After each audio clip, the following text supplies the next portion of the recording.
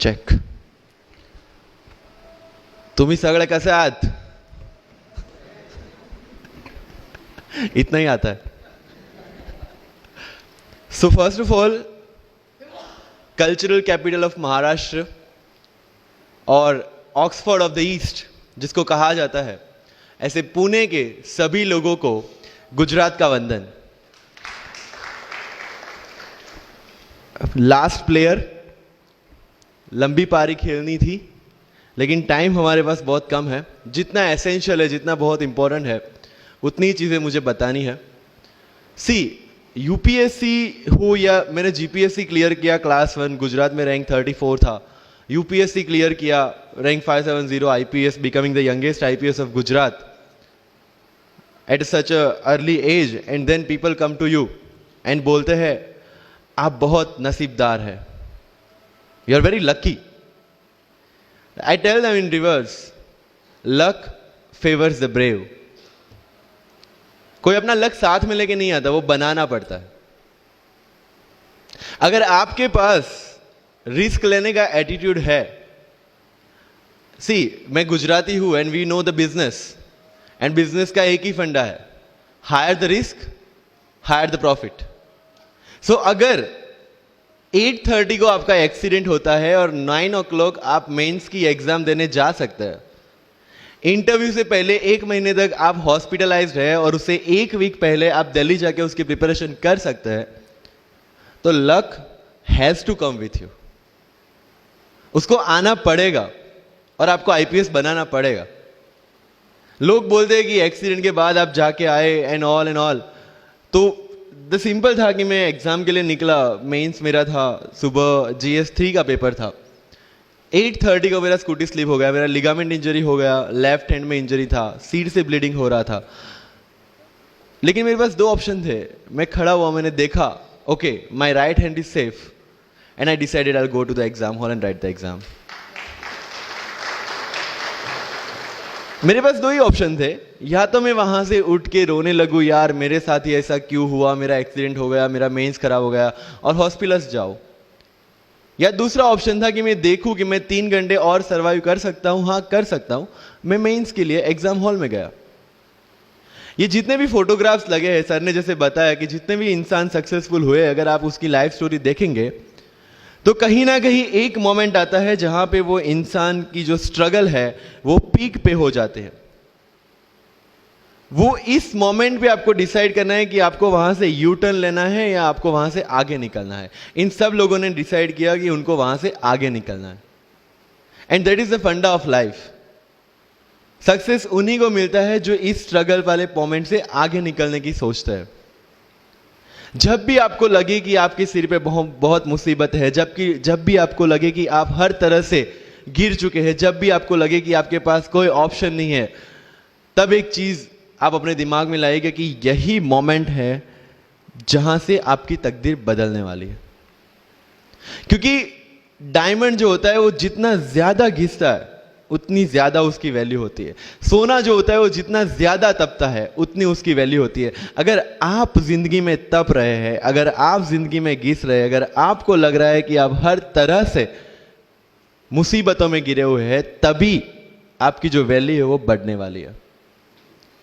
और यही मेरा एटीट्यूड रहा है. लोग बोलते हैं कि तुम्हारी फाइनेंशियल कंडीशन ठीक नहीं थी, पापा इलेक्ट्रिशियन थे, मम्मी हाउसवाइफ थी, डायमंड के कारखाने में काम करती थी, उसके बाद उन्होंने मैरिज में रोटियां बनाने का काम किया और उस तरह से मैं पढ़ा.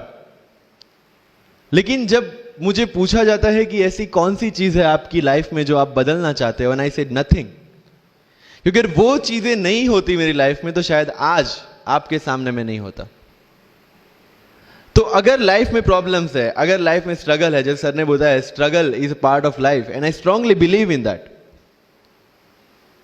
क्योंकि अगर हम दिल्ली में थे, मेरे दोस्त के साथ में निकला बाहर घूमने, तो बोलता है यार ऐसी लाइफ चाहिए, कोई मगजमारी नहीं, आराम से बैठते हैं पूरे दिन एसी वाले कमरे में, बहुत सारे पैसे हैं और कोई टेंशन नहीं, ऐसी लाइफ चाहिए मुझे.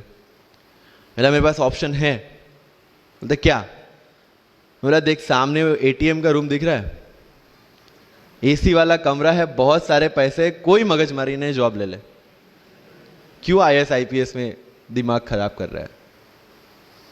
अगर स्ट्रगल नहीं चाहिए तो you have to compromise with that life. जब भारत वर्ष का सपना चंद्रगुप्त ने देखा, चाणक्य ने देखा, और उस भारतवर्ष को बनाने के लिए जब ये संघर्ष जारी था, और तब राजा धनानंद की डॉटर दूरदराज से चंद्रगुप्त को प्यार हो जाता है, और जब चाणक्य उनको बोलते कि नहीं, तुम्हें उससे दूर रहना है, और तब चंद्रगुप्त बोलता है, आचार्य कभी कभी सोचता हूं कि जिंदगी में या ये भारत के सम्राट बनने के लिए इतना त्याग, इतना बलिदान ना देना होता तो। और तब चाणक्य रिप्लाई करते हैं, तो हर कोई भारत का सम्राट होता। This is the fundamental rule of life. अगर आईएएस बनने के लिए, आईपीएस बनने के लिए सैक्रिफाइस करना नहीं पड़ेगा, अगर उसके लिए आपको त्याग नहीं करना पड़ेगा, तो आज पूरे इंडिया में हर घर में आपको आईएएस आईपीएस मिल जाएंगे। So when you are entering into this game of UPSC और MPSC, make sure that you have to sacrifice anything which will take you to your goal. लेकिन प्रॉब्लम ये है कि हमें टेंशन होती है, यार दोस्त की एंगेजमेंट है, उसकी बर्थडे पार्टी है, उसकी शादी है, अटेंड नहीं करूंगा तो बोलेगा मैं तेरी शादी में नहीं आऊंगा, एंड ऑल। लेकिन बिलीव मी, जब आप आईएएस बन जाओगे, वो सामने से याद दिलाएगा, भाई इनविटेशन कार्ड नहीं भेजा तूने। समझ रहे हो? तो जो कुछ भी इसके लिए सेक्रीफाइस कर रहे हो, वो जब आप उस पोस्ट पे पहुंचोगे, सब कुछ वर्थ है, सब कुछ। मेरा इंटरव्यू था यूपीएससी का, मुझे एग्जैक्ट डेट याद है, 23 मार्च को मेरा इंटरव्यू था। 20 फरवरी को मुझे हॉस्पिटल में एडमिट किया गया क्योंकि मुझे इन्फेक्शन हो गया था बॉडी में, एंड बहुत हाई फीवर था, तो आईवी के अलावा कोई ऑप्शन नहीं था। 1 मार्च को ठीक होके मैंने सोचा चलो दिल्ली निकलते हैं। 2 मार्च को मैं दिल्ली पहुंचा। 3 मार्च को वापस से टॉन्सिलाइटिस का अटैक होने की वजह से फ्लाइट लेके वापस से पालनपुर, अहमदाबाद, अगेन हॉस्पिटलाइजेशन। 15 मार्च को I got relieved from the hospital. 16 मार्च को मैं दिल्ली पहुंचा, और 23 मार्च को I gave my UPSC interview. तो 1 महीने का हॉस्पिटलाइजेशन। उसके बाद जब दिमाग में ये था कि मेरे साथ जो लोग इंटरव्यू दे रहे हैं वो 1 महीने से प्रिपरेशन कर रहे हैं, एंड 1 महीने से मैं हॉस्पिटल में था, again I thought this is the moment to prove yourself. I went to the interview, और पूरे इंडिया में 2nd highest marks in interview. This is not to say कि मैंने कितना अचीवमेंट लिया, this is just to say UPSC is all about this. मैंने कोई preparation नहीं की थी यूपीएससी के लिए, इंटरव्यू के लिए, but again I scored good marks in interview, because UPSC सिर्फ आपका नॉलेज चेक नहीं करता। Make it very clear in your mind. जैसे सर ने बोला, it's a game of wisdom. आपको पहले ऑफिसर बनना पड़ेगा यहां से। यूपीएससी का काम तो सिर्फ थप्पा लगाना है कि हाँ ये ऑफिसर बन गया। जितने भी आईएएस आईपीएस ऑफिसर्स को आप मिलोगे, you will realise this thing कि ऑफिसर वाली क्वालिटीज इसमें पहले से है। आप जब प्रिपरेशन स्टार्ट करते हैं तभी से समझ लीजिए कि आपकी आईएएस और आईपीएस की ट्रेनिंग भी स्टार्ट हो गई। बिकॉज जो क्वालिटीज आपको चाहिए as an officer, as an IAS, as an IPS, क्या क्वालिटीज चाहिए? फर्स्ट ऑफ ऑल कॉन्फिडेंस, कि जब आप उस सीट पे बैठते हैं, आपके सामने कोई भी क्वेश्चन आएगा, you will be able to handle the issue. ये कॉन्फिडेंस लेके आपको उस सीट पे बैठना है। यही कॉन्फिडेंस चाहिए when you start the preparation. Decision making, अगर हर एक टॉपिक पे आप हर एक कोई पूछने जाते हैं, भाई इसमें कौन सी बुक पढूं, इसमें क्या पढूं, इसमें क्या करूं, then you are not suitable for this exam. लोग बोलते हैं कि 1 साल में प्रिपरेशन, जैसे मैंने जून 2016 में मैं दिल्ली गया, और जून 2017 में मैं अपियर हुआ, and I clear UPSC and GPSC. People से कि सर 1 साल की मेहनत में आपने एग्जाम क्लियर कर दिया। यस, टेबल और चेयर पे बैठ के करने वाली मेहनत 1 साल की थी, लेकिन उसके पीछे की मेंटल प्रिपरेशन कितनी पुरानी थी। जब मैं प्राइमरी स्कूल में था तब सोचा था कि आईएएस बनना है, और तब से मेरी जो जर्नी है, तब से मेरा जो टेम्परामेंट है, तब से मेरा जो एटीट्यूड है, वो इसी डायरेक्शन में था। जब कॉलेज में था तब मैंने एनजीओ स्टार्ट किया, 3 एनजीओ से मैं जुड़ा था। जब लोग सोशल मीडिया, व्हाट्सएप और फेसबुक पे बिजी थे, मैं वहां स्लम में जाके बच्चों को पढ़ा रहा था। क्यों?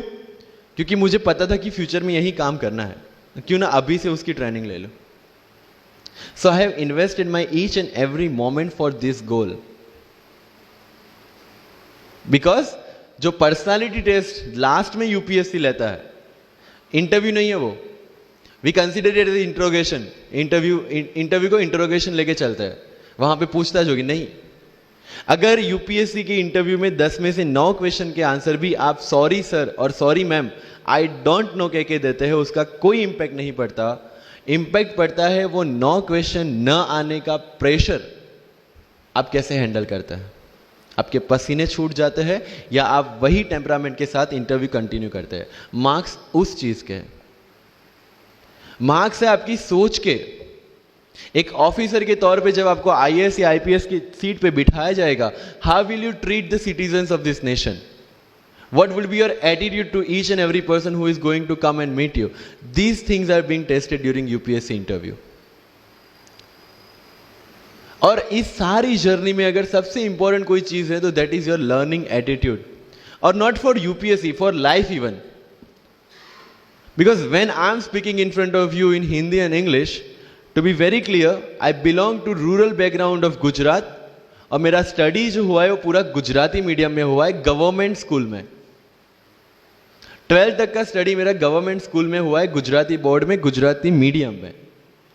And yet I can give my UPSC interview in English in Delhi and score such marks. Where did it come from? कहां से आता है ये? मुझे अभी भी याद है, मेरा college national institute of technology Surat था, जहां पे मेरे साथ जो पढ़ने वाले बच्चे थे वो सारे सीबीएसई आईसीएसई वाले थे, और मैं एज ए एलियन वहां पे पहुंचा था, क्योंकि तब मुझे पता चला कि मैकडी जैसा भी कुछ है और उसमें बर्गर जैसा भी कुछ मिलता है। That was my first exposure to any metro city. And जब मैं उनसे इंटरेक्शन करता था और इंग्लिश बोलने की ट्राई करता था, तो जैसे संजू मूवी में इंग्लिश दिखाया गया है गुजरातियों का, जो जीरो को जीरो बोलते हैं, उसी तरह I was also like that. Mother tongue influence आ जाता है, it's very obvious. So I use to speak notes and not notes, और डोर एंड नॉट डोर, और don't and not don't.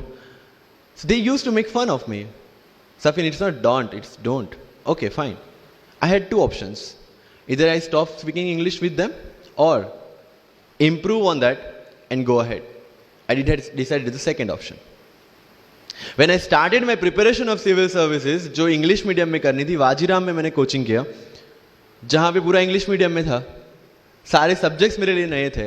I started from the scratch. I started from the English medium NCERT of standard 5 and 6, Gujarati dictionary, Gujarati to English dictionary, and then I started my preparation.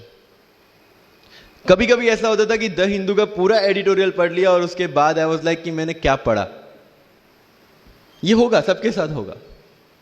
But उस जगह अगर आप टिक गए, उस जगह अगर आपने पेशेंस रखा, उस जगह आपने अगर सर्वाइव कर दिया, तो इस एग्जाम में भी सर्वाइव कर जाओगे। क्योंकि यूपीएससी की जो रेस है उसमें कभी भी कछुआ, कभी भी खरगोश नहीं जीतेगा। इसमें जीतने वाला ऑलवेज कछुआ ही होगा, जो स्लो बट स्टेडी रहेगा। लग जाते हैं 5 साल भी लग जाते हैं, 7 साल भी लग जाते हैं, 9 साल भी लगे हैं लोगों को एग्जाम क्लियर करने के लिए। लेकिन बिलीव में जब रिजल्ट आएगा ना, तो वो सारा सेक्रीफाइस आपको वर्थ लगेगा। आप पढ़िए लोगों के इंटरव्यूज। मैंने क्या किया कॉलेज के 4 साल में, I went through each and every interview of UPSC toppers on YouTube. Ira Singhal से लेके टीना डाबी मैम तक सबकी इंटरव्यूज मैंने देखे। For what? Just to know कि उन्होंने ऐसी कौन सी गलतियां की थी जिससे इनको इतना टाइम लग गया, और मुझे कौन सी गलतियां रिपीट नहीं करनी है। क्योंकि चाणक्य ने कहा है कि दूसरों के एक्सपीरियंस से जो सीखते हैं ना, वो जल्दी आगे आ जाता है। क्योंकि खुद सब कुछ अनुभव करके सीखने के लिए जिंदगी काफी छोटी है। I did the same. 4 साल में हर एक टॉपर का इंटरव्यू देख लिया, चीजें समझ ली कि ऐसी कौन सी चीजें जो इन सब ने की है, और ऐसी कौन सी चीजें हैं जो गलतियां हैं जो इन्होंने की और जो मुझे रिपीट नहीं करनी है। सो जब युद्ध के मैदान में हम उतरते हैं, इस चक्रव्यूह में उतरते हैं, तो अभिमन्यु की तरह नहीं, अर्जुन की प्रिपरेशन के साथ उतरना है कि हमें पता होना चाहिए कि इससे बाहर कैसे निकले। I did the same. College के 4 साल इंटरव्यूज देखे, ब्लॉग्स पढ़े, समझा कि इसमें कॉमन मिनिमम क्या है। वो जो कहानी अगर आपने सुनी हो कि शार्पनिंग द एक्स, रोज अगर आप पेड़ काटने के लिए जाते हैं तो you have to sharpen your axe, otherwise day by day आपकी जो एफिशिएंसी है वो कम होती जाएगी. 4 years in my college I sharpen my axe, जिससे 1 साल में मुझे कहीं पे रुकना ना पड़े. This was the strategy. आज मेरे पास काफ़ी मैसेजेस आते हैं, sir please give me your strategy. I am sure आप में से काफ़ी लोगों ने किसी टॉपर्स को पूछा होगा, please share your strategy. Why? हर एक की स्ट्रेटजी अपनी खुद की होती है. अगर आज 990 लोग यूपीएससी में सिलेक्ट हुए तो यू विल गेट 990 स्ट्रेटजीज, क्योंकि हर एक की स्ट्रेंथ और हर एक की वीकनेस अलग है. You have to understand this. आप कभी डॉक्टर के पास जाते हैं बीमार होके, और कभी डॉक्टर को यह बोला है, सर जो आगे वाले पेशेंट को दी ना, मुझे वही मेडिसिन चाहिए. डिड यू से लाइक दैट? नो, क्योंकि उसकी बीमारी अलग है, मेरी बीमारी अलग है. सेम चीज विथ यूपीएससी. आपकी स्ट्रेंथ और आपकी वीकनेसेस अलग है, किसी टॉपर की स्ट्रेंथ और किसी टॉपर की वीकनेसेस अलग है. Why should I walk on the same path, जबकि मुझे पता है कि वो मेरे लिए बना ही नहीं. I have to create my own path.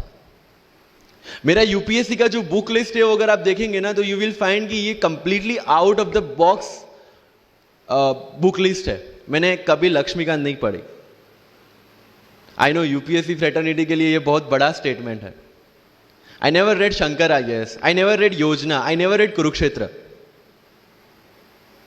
I didn't do writing practice for mains. मैंने मेंस में GS2, GS3, GS4 का एक एक पेपर, एक ऐसे और ऑप्शनल का एक एक पेपर लिखा है. That's all about my writing practice. Because I knew what are my strength and what are my weaknesses. Mains में 3 चीजें होती है, handwriting, speed and content. When I was so sure about my handwriting and my speed, why should I waste my time on writing the papers? Instead of that, I focused on improving my content. Getting my point? So if you are the aspirant की जिसको लगता है कि 3 घंटे में मेरे से paper finish नहीं होता, then go for writing practice. Then write as much as you can because you need that. But किसी टॉपर ने 50 पेपर लिखे हैं, 3 टेस्ट सीरीज ज्वाइन किया है, इसलिए मुझे भी करना पड़ेगा. No, that is not the rule in UPSC. किसी ने ये टेस्ट सीरीज ज्वाइन की, मैं वहां चला गया. किसी ने वो टेस्ट सीरीज की, मैं वहां चला गया. No, you have to create your own path. And this was the biggest part of my UPSC preparation. सुनो सबकी, करो मन की. This is applicability of your mind. क्योंकि आपकी स्ट्रेंथ, आपकी वीकनेस आपसे ज्यादा अच्छा कोई नहीं जानता. आपके पेरेंट्स भी नहीं, आपका सबसे क्लोज टीचर भी नहीं. आपको 3 बार चीजें पढ़ के समझ में आती है, किसी को 5 बार पढ़ के समझ में आती है, किसी को 1 बार समझ में आ जाती है. But I want follow the same path जो आगे लोगों ने फॉलो किया है. वो मेरे लिए बना ही नहीं है. I have create my own path. Getting my point? Yes और नो? सो जो मजदूरी है वो सड़क पे एक इंसान 12 घंटे गड्ढा खोद के भी करता है, और एक टॉप कंपनी का सीईओ भी 12 घंटे दिमाग चला के मेहनत करता है. लेकिन how he is different from that person on the road? Because he uses his mind. In UPSC we are suppose to do the same. मुझे पता चला कि भाई लक्ष्मीकांत मेरी मेंस की रिक्वायरमेंट फुलफिल नहीं करता. प्रीलिम्स जैसे सर ने बताया was not into consideration. I know कि उसमें सिर्फ एक ब्रिज क्रॉस करना है, एक हर्डल क्रॉस करना है. अगर मैं प्रीलिम्स में 180 भी लेके आया, 190, इवन 200 भी लेके आया, तो मेंस में तो मैं सबके बराबर ही खड़ा हूं. Why to waste your time and energy on something which is just qualifying? Instead of that, put your focus and energy to something, mains and interview, कि जिसकी वजह से आपको सर्विस मिलना है. Good marks in mains ensure that you are in the list. Good marks in interview ensure that you get the service of your preference. Prelims is about quality.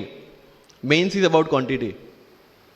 Prelims में always मेरा target एक ही था, जो भी test में देता था, जो भी मैं सॉल्व करता था, I just need to cross 120, that's all. जितना सेफली मैं 120 क्रॉस कर लेता था, I put the paper aside. क्योंकि आज तक यूपीएससी का कट ऑफ कभी 120 से ऊपर गया नहीं और जाने वाला नहीं है. That was very clear in my mind. So minimum risk लेके मैक्सिमम आउटपुट लेना, वो प्रीलिम्स का काम था. एंड उसके लिए आपको सिर्फ प्रैक्टिस ही चाहिए. As sir said, there is no separate preparation for prelims. What I did, January तक mains oriented preparation. February से I started test series. Vajiram में January से test series start हो जाती है. I started test series, I started revising the things, and then prelims आ गया, दे दिया, खत्म. Even I am telling you, 27th of April को मेरा result आया civil service 2017 का. I got 570 rank. I was sure that I'll get IPS, but again that IAS वाली चीज, तो फॉर्म फिलअप किया हुआ था. I'm like, okay चलो दे देते आई. सो 15-20 दिन तो सेलिब्रेशन में निकल गए, रिजल्ट आया, आईपीएस बन गए, अच्छा है, चलो सही। बाकी बचे थे मेरे पास 1 वीक 1.5 वीक, जिसमें से मेरे पास पढ़ना, तो पढ़ूँ क्या? आई टुक विजन 365, जिसमें से मैंने पढ़ना स्टार्ट किया, वो भी नॉट विथ फुल हार्ट क्योंकि एक बार जो आपका सेलिब्रेशन चल रहा है, एक सेंस ऑफ सिक्योरिटी आ जाती है। मैंने जैसे तैसे किया, लेकिन विजन में से इस बार कुछ पूछा नहीं, किसी में से कुछ नहीं पूछा 2018 में तो, but still I clear the prelims based on the last year preparation. मेरे साथ जिन्होंने 2018 की प्रिपरेशन की थी, जो 12 साल से 18 के लिए जो लड़ रहे थे, they couldn't clear the exam. Why? Because prelims is just a mind game, you have to understand that. सबसे अच्छी बात प्रीलिम्स में ये है कि आंसर आपकी आंखों के सामने है, जो मेंस और इंटरव्यू में नहीं है। So it's the most safest game. You just need to understand the trick which UPSC follows, where it can misguide you. तो अगर आपने यूपीएससी के पिछले 15-20 साल के पेपर आपने देख लिए हैं, तो आपको समझ में आ जाएगा कि यहां पे गड्ढा है। अगर यूपीएससी ने इस टाइप का स्टेटमेंट रखा है, तो you have to be careful about this.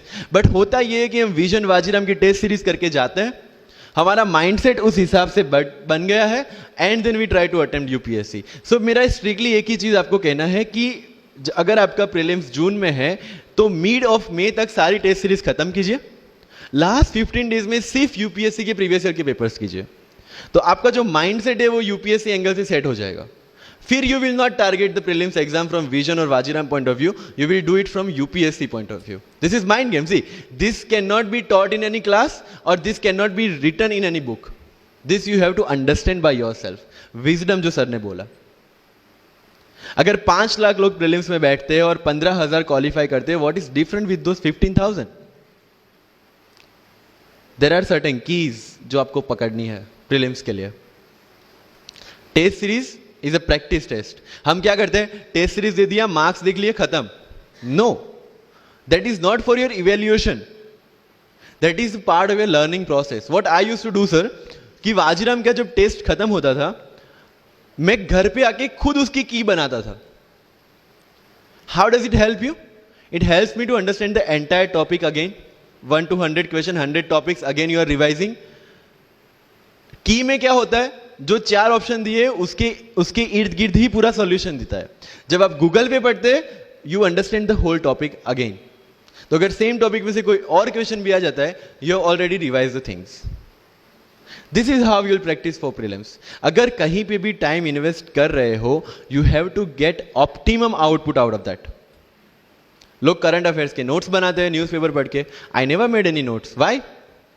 जब कोचिंग क्लासेस इतना पैसा दे के उनके लोगों को बिठा के न्यूज़पेपर में से, पीआईबी में से, पीआरएस में इतना अच्छा मंथली मैगजीन प्रिपेयर करते हैं, what's the need for me to write down the same thing again in my notes? उससे बेटर है कि मैं वो मंथली मैगजीन बार बार रिवाइज कर लूं। वाजीराम में एक सिस्टम है, 500 लोगों का क्लास होता है। अगर आपको फ्रंट रो में बैठना है, तो you have to go 1 hour early. So मैं 1 घंटे पहले जाता था, लेकिन 1 घंटे पहले जाके लोग वहां क्या करते थे, they started discussing the things जिनके बारे में उनको खुद को पता नहीं होता। What I used to do, putting on my headphone, taking the monthly magazine and going through the sections 1 by 1। 1 साल मंथली मैगजीन को 1 घंटे वहां बैठ के ही रिवाइज किया है, no extra time for that. और इसी हिसाब से प्रीलिम्स के पहले मेरे मंथली मैगजीन 5 बार रिवाइज हो चुके थे। That give you the confidence to go for the prelims exam. Revision, हर बार क्या होता है, प्रीलिम्स में जाते हैं, एक क्वेश्चन देखा, 2 ऑप्शन पता है, 2 ऑप्शन नहीं पता है, होता है यूपीएससी में, इट्स वेरी कॉमन। 2 ऑप्शन पता है, that means you have read that topic. 2 option नहीं पता, that means you lack clarity on that topic. ये डिलेमा वाले क्वेश्चंस जितने कम, आइदर आपको आता है और नहीं आता है, दैट्स ऑल। जितने ज्यादा क्वेश्चंस में डिलेमा, उतना आपका रिवीजन ज्यादा चाहिए, उतनी आपकी क्लैरिटी कम है। This is simple test for checking out कि आपकी प्रिपरेशन कहां तक पहुंची है। जब भी टेस्ट लेके बैठो, टॉपिक है, अगर पढ़ा हुआ है तो यू मस्ट नो एवरीथिंग, अगर नहीं पढ़ा है, that's not the issue. See, you just need to score 60% or 70% in prelims. Same thing, 50% in mains.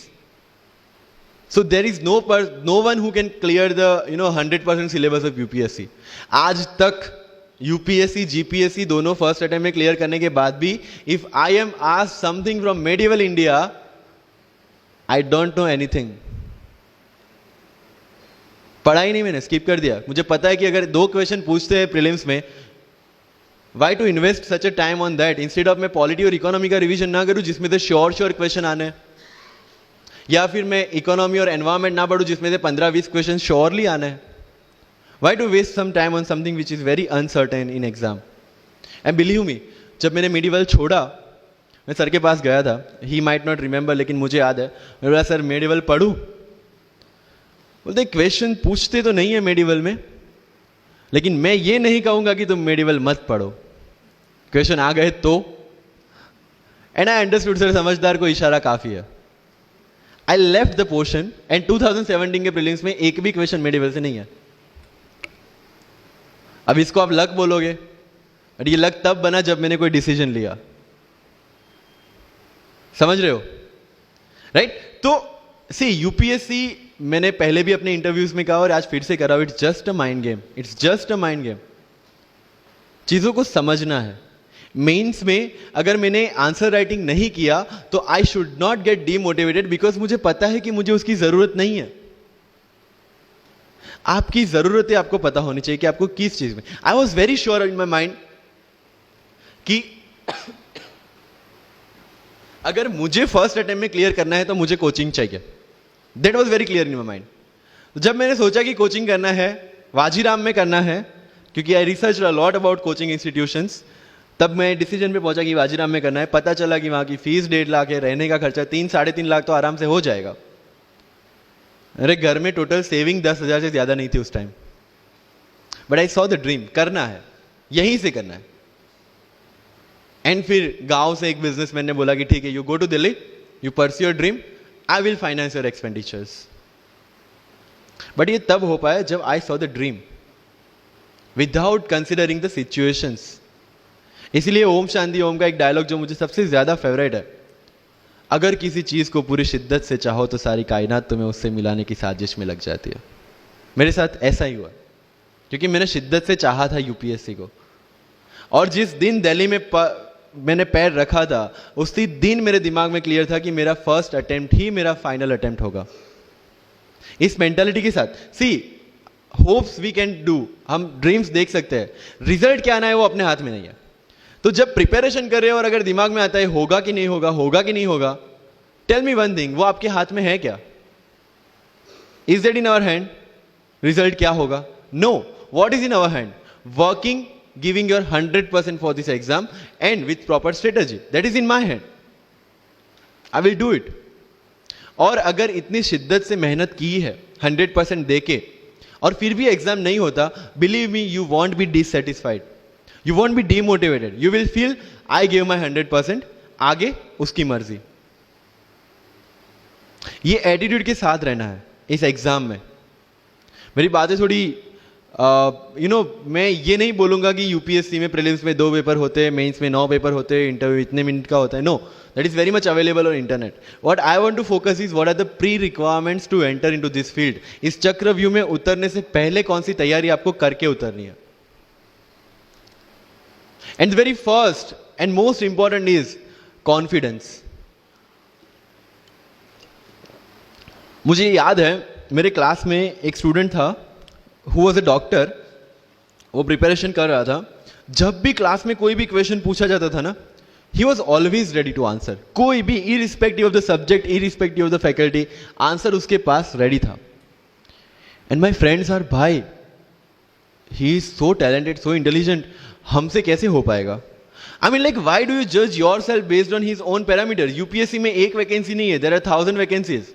अगर वो एक भी लेगा तो 999 है हमारे लिए। Why to think about that one seat? And he couldn't clear the prelims of that year, even 2018 wala bhi. So understand this, it's not about your intelligence, it's not about how much you know, it's about how well you can express the things. So अगर mains में questions के answer लिखने हैं, facts लिख के आ जाओगे, you will feel that you won't get selected in exam. Because it's about understanding, you have to connect the links. Current affairs में अगर कुछ पूछा है तो उसको बेसिक्स के साथ आप कैसे कनेक्ट कर रहे हैं. अगर ज्योग्राफी में कुछ पूछा है तो हिस्ट्री के साथ आप कैसे कनेक्ट कर सकते हैं. हिस्ट्री में कुछ पूछा है तो इसको इकोनॉमिक्स के साथ, सोसाइटी के साथ कैसे कनेक्ट कर रहे हैं. These are the things you need to learn in UPSC. But इन सारी चीजों के लिए, whether you appear for prelims, whether you appear for mains, और whether you appear for interview, one thing is very much needed, that is your confidence. और कहां टूटता है ये confidence? If I am reading current affairs for Vision IAS और मेरा दोस्त insight लेके बैठा है, तब मेरे में इनसिक्योरिटी आ गई, यार ये इनसाइट पढ़ रहा है, मैं विजन कर रहा हूं, कहीं छूट गया तो. आपने इनसाइट स्टार्ट किया, फिर कोई नेक्स्ट आईएएस का लेके आ गया, यू विल फील लाइक यार नेक्स्ट आईएएस करना पड़ेगा. उसने नेक्स्ट आईएएस, आपने नेक्स्ट कोई वाजीराम लेके आ गया. कहां पे भटकेंगे? You have to stick to one resource, क्योंकि यूपीएससी का सिलेबस सेम है, हर एक क्लासेस का मटेरियल सेम है. डिफरेंस कहां आता है कि 10 बुक लोग एक बार पढ़ते हैं, एक बुक आप 10 बार पढ़ रहे हैं. मुझे याद है जब मैं ये 1 घंटे में वाजीराम का करंट अफेयर्स पढ़ता था, वहां पे बैठ के everybody was with vision IAS current affairs, but I was very much clear कि vision के current affairs से they can clear their prelims, but mains का content नहीं मिलेगा. जो मैं पढ़ रहा था that was specifically designed for mains, and I continued this Vajiram without getting affected what other people are doing. Coaching में भी ये सेम होगा. Your classmates will be doing something, you will be doing something. जब लोग ने लक्ष्मीकांत नहीं किया, I didn't do Lakshmikant, I didn't read Yojana, I didn't read Kurukshetra, but I was so sure about my mind कि इसकी जरूरत नहीं है. योजना में करते क्या है, किसी एक टॉपिक के जितने भी करंट इनिशिएटिव है गवर्नमेंट के, उसको बना के एक पूरा मैगजीन बना दिया. When you are reading the newspaper, when you are watching the Rajya Sabha TV, when you are reading the monthly magazines, जो सारी करंट अफेयर्स को ही कवर कर रहा है, तो उसी चीजों को उन्होंने सेग्रीगेट करके अलग दिया है. अब उसमें आप 3 घंटे अलग से वेस्ट करो. उससे बेटर है कि वो 3 घंटे उसी चीजों पे डालो जहां पे आपने ऑलरेडी पढ़ रखा है. So with minimum material, minimum required material, you have to give your optimum output. Multiple resources ले जाने का कोई मतलब नहीं है. You will be confuse. And जो फर्स्ट टाइमर्स है उनके लिए बोल रहा हूं कि your first attempt, your best attempt, क्योंकि आपके पास लिमिटेड होता है. क्या होता है, ज्यादा पढ़ के जाते हैं ना जब मेंस में, ये लिखूं, वो लिखूं, ये लिखूं, उसी में कंफ्यूज. उसमें आता ही बहुत लिमिटेड है, लिखना भी लिमिटेड ही है. Right? So it's about your limited knowledge with maximum understanding. अगर किसी चीज को आप समझते हैं तो उसको अच्छी तरह से सारे डायमेंशंस को ध्यान में रखते हुए समझ लीजिए. That's all. मैंने जब यूपीएससी के बेस पे जीपीएससी का एग्जाम दिया, Gujarat public service commission class 1, तो मैंने कोई जीपीएससी के लिए अलग प्रिपरेशन नहीं किया था. जो यूपीएससी का प्रिपरेशन था उसी के दम पे जीपीएससी का एग्जाम दिया. लेकिन सिलेबस कितना टारगेट किया, जो दोनों में कॉमन था. उस कॉमन सिलेबस के बेस पे मैं गुजरात में ऑल गुजरात रैंक 34 ला पाया. And one more interesting thing is that I did my entire preparation in English from scratch to the end in Vajiram, which is English medium institution. I wrote my mains in Gujarati, entire mains, with Gujarati literature as an optional subject, for which I didn't prepare in Delhi. See the level of uncertainties. But that was well designed according to my strength and my weaknesses. I knew कि मेरा schooling Gujarati medium में हुआ है. The way I can express in Gujarati, I cannot express in English. And UPSC mains is all about ethics, essay and optional, in which you have to write your own thoughts. Why should not I join Gujarati medium? Preparation English में था, लेकिन वो किस लिए था? To understand something. Once you have understood something, you can represent in English as well, Gujarati as well, Hindi as well.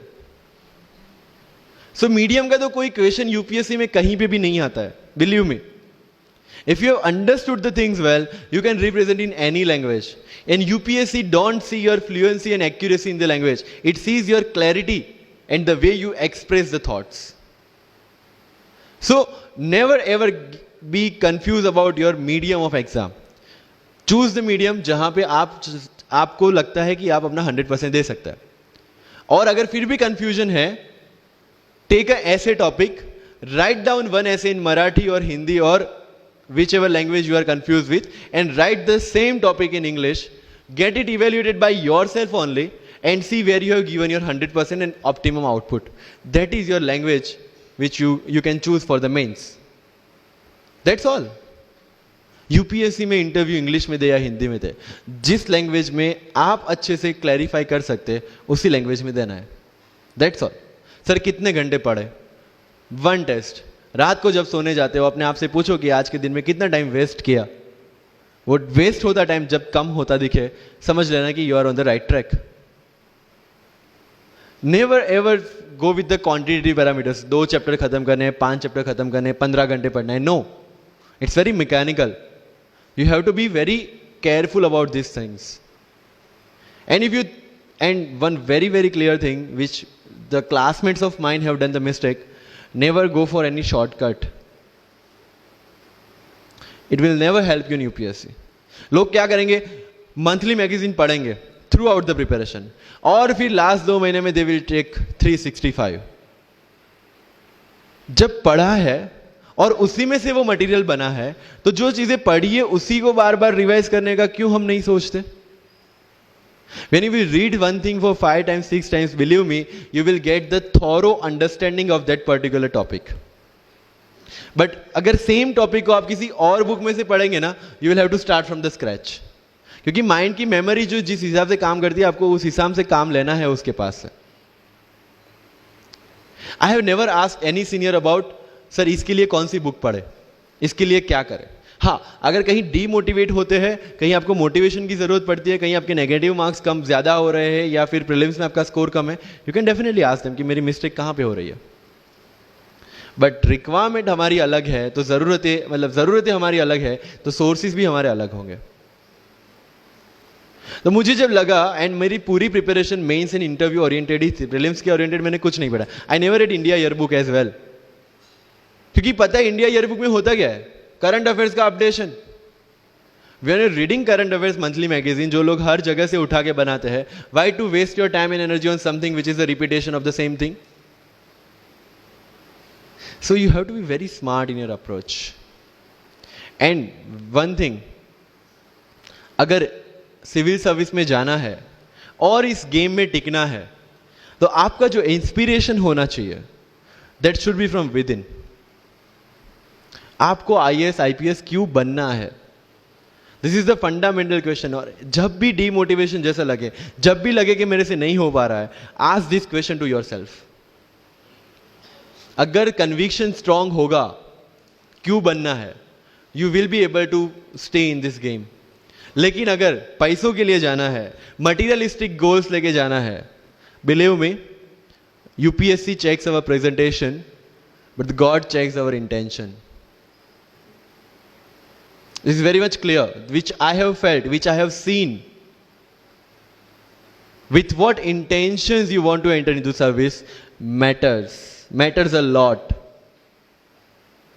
If you feel for the downtrodden, if you feel that you want to work for the nation, if you feel that you want to give something to the society, then only come into this service. If you want to make money, join some corporation. So with clear intentions, with clear inspiration, you have to enter into this game, and with lots of confidence. Don't take certificate from others. आज तक life में हमने यही किया है. अगर किसी marriage में भी एकदम बन ठन के गए हैं, लेकिन जब तक सामने वाला मुझे नहीं बोलता dude you look good today, हमें सेटिस्फेक्शन नहीं होता. Isn't it? We want certificate from others. No.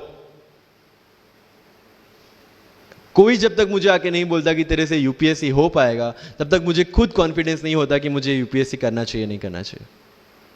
या अगर कोई मुझे आके बोल देता है कि भाई 3-4 साल 5 साल तो लग ही जाएंगे, तेरे बस की चीज नहीं है, अगेन मैं सोचने बैठ जाता हूं. कुछ लोग तो, मेरे गुजरात में तो ये कल्चर है, यहां पे ये कल्चर है नहीं पता, लेकिन सम पीपल थिंक पहले एमपीएससी कर लो, पहले क्लास 3 क्लास 2 कर लो, फिर यूपीएससी के बारे में सोचो.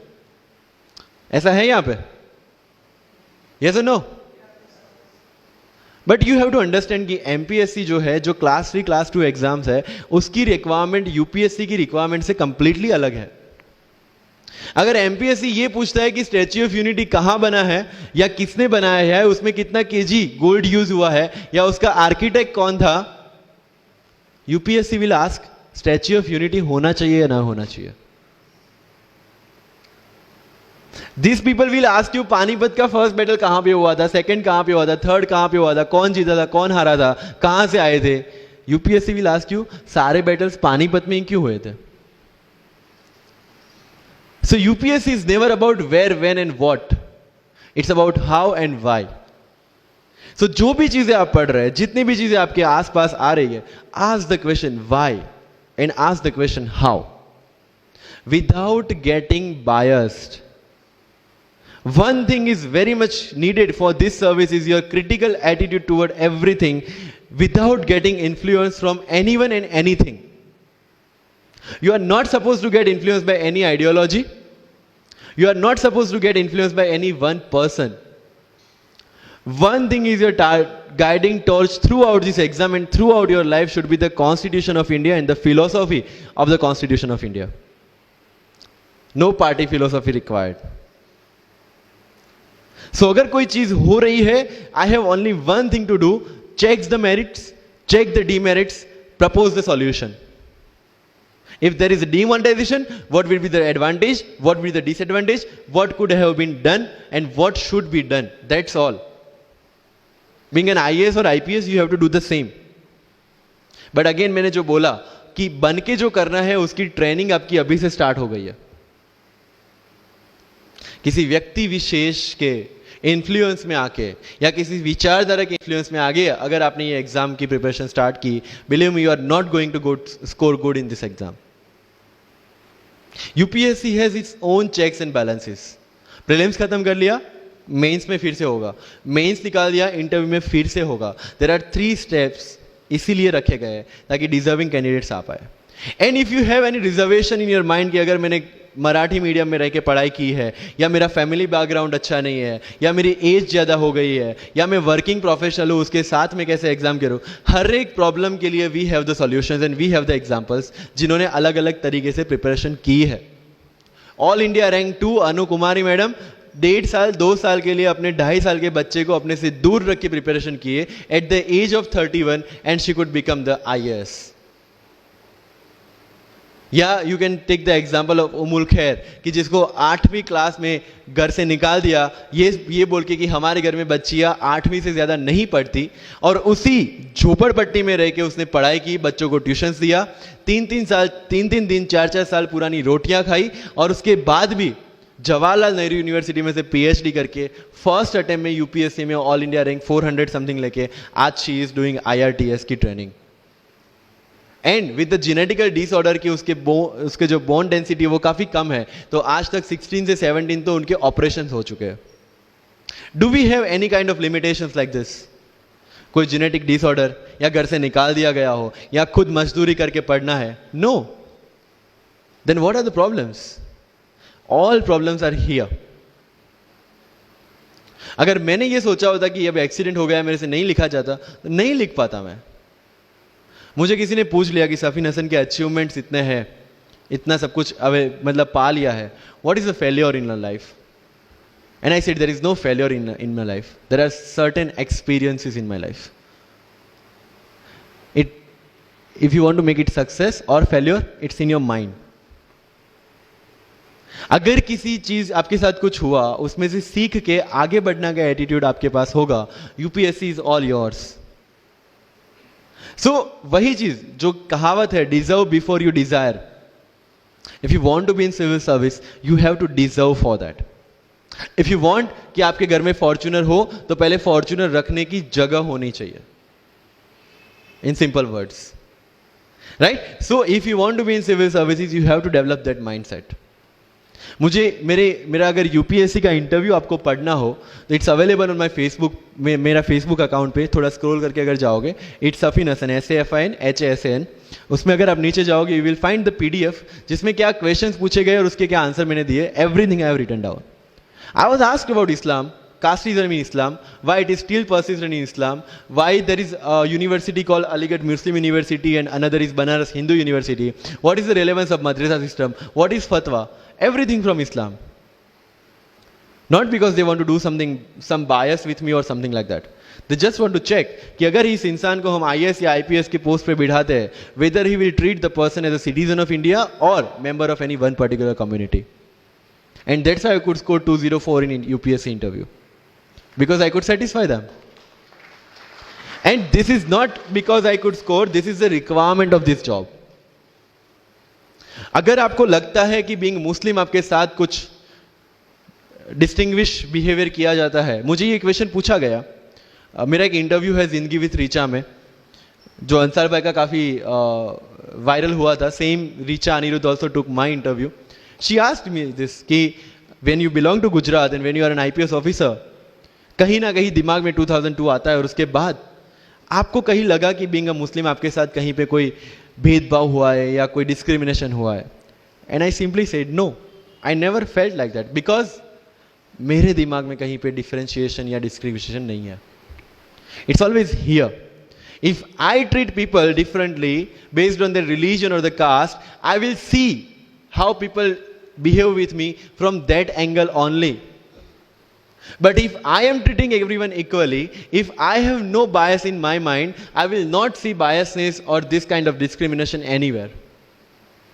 If you want to enter into this service, this is the first and foremost requirement, that you have the secular outlook, secular thinking, and thinking as per the Constitution of India. That's all.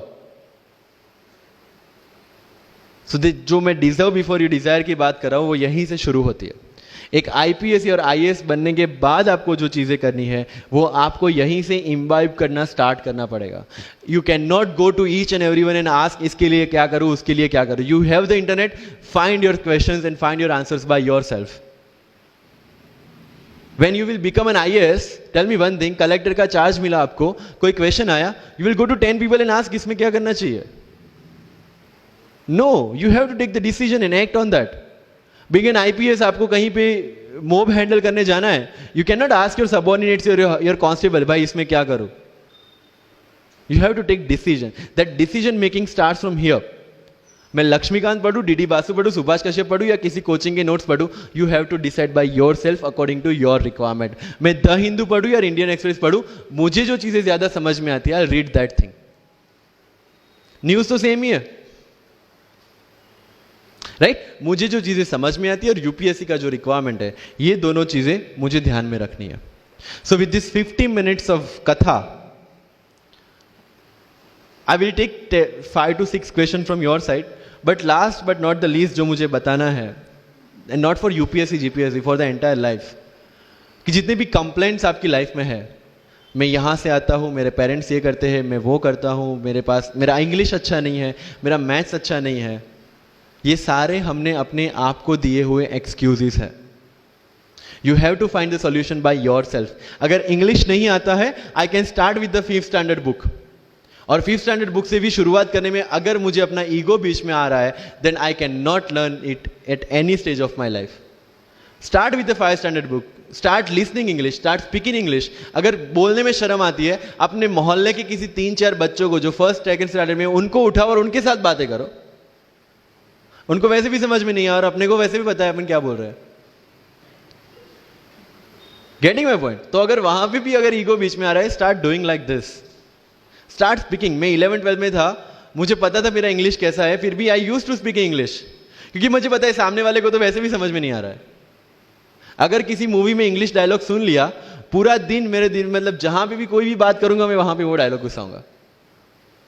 This attitude should be there. अगर आज history में से या NCERT से 5 ऐसी चीजें आपने नहीं सीखी है, try to think upon that, try to ponder over that. ये मराठा साम्राज्य वाली जो नोट्स दी थी, try to make the summary out of it, कि कोई भी एडमिनिस्ट्रेशन को अगर टिकना है तो क्या क्या जरूरी है, किसी एम्पायर को अगर बनना है तो क्या क्या जरूरी है, कहां पे उन्होंने मिस्टेक की. They should have focused on the consolidation rather than expansion. They focused on the expansion rather than consolidation. And that is where they made the mistake. Till the time of Akbar, it was same.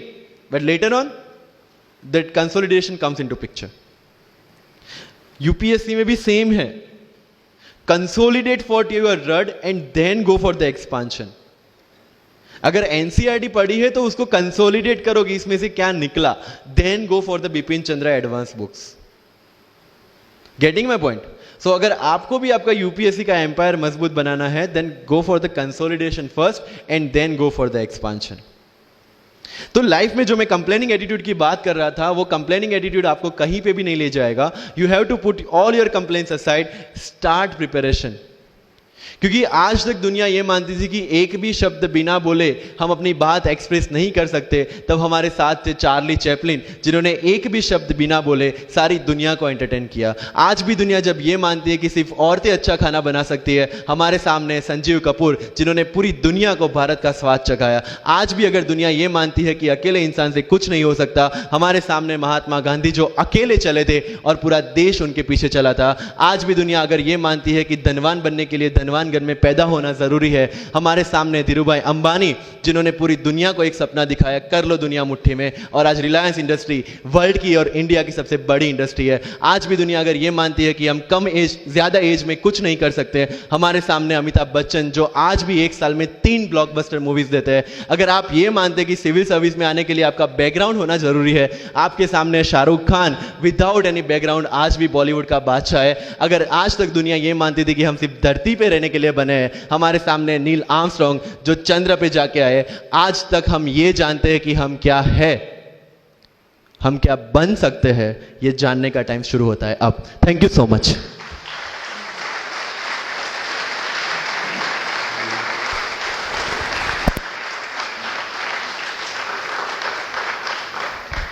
Wow, that was full power. Thank you very much, sir. So, yeah, so I would request all my volunteers to come around, and also we would like to present some Thanksgiving memento to our beloved guests. And yeah.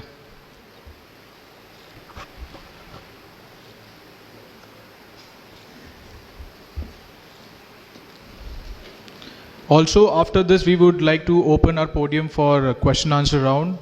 And just to also let you guys know that when we guys exit, so our volunteers would be standing at the exit gates. So just remove your registration form from the thing that has been provided, fill it up, and while exiting, give it to them. And also we have provided some tea and coffee at the exit, so you can have that.